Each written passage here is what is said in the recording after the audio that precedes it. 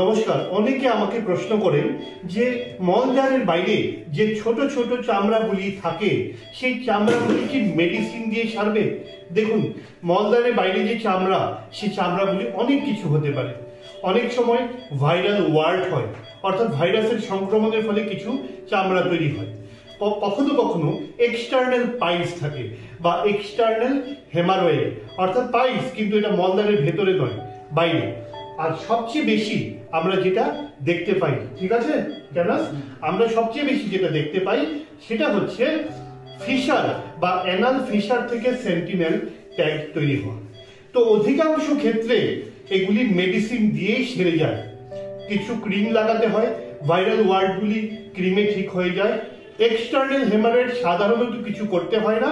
যদি খুব বেশি বড় থাকে তাহলে ইলেকট্রোকটারি যন্ত্রের মাধ্যমে, এই দেখুন এটা হচ্ছে ইলেকট্রোকটারি যন্ত্র, এটার মধ্যে কারেন্ট থাকে, কারেন্ট দিয়ে কাটা হয়, এতে ব্লিডিং কিছুই হয় না। এটার মাধ্যমে সরিয়ে দেওয়া যায়। এবং আমরা সবসময় যেটা করি, হাড় সূত্র থাকে একটা সুতো, এই সুতোর মাধ্যমে আমরা ফুল সেন্টিনেল ট্যাগটাকে বাদ দিয়ে দিই। এটি কখনো কখনো লোকাল অ্যানেস্থেশিয়ায়, বা আজকে দেখুন আমরা যে করছি সেটা আন্ডার স্পাইনাল অ্যানেস্থেশিয়ায় আমরা সেন্টিনেল ওয়ার্ডটা কেটে বাদ দিয়ে দিয়েছি। শুধু তাই নয়, অ্যানাল ফিশারটিকেও আমরা সম্পূর্ণভাবে নির্মূল করে দিয়েছি।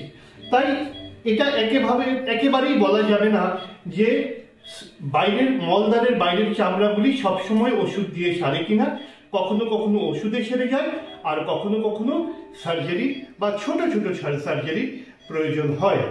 কিন্তু সবচেয়ে বড় ব্যাপার হচ্ছে চিকিৎসককে দেখানো। ভয় পেলে চলবে না। আজকে আমাদের কাছে পেশেন্ট আছে, সে কি ভয় পেয়েছে? বলুন, আপনি ভয় পেয়েছেন? একদম ভয় পেইনি। আমাদের পেশেন্ট কোনো ভয় পেয়নি। আমরা আন্ডার স্পাইনাল অ্যানেস্থেশিয়ায় অ্যানাল ফিশারের সার্জারি করে দিয়েছি।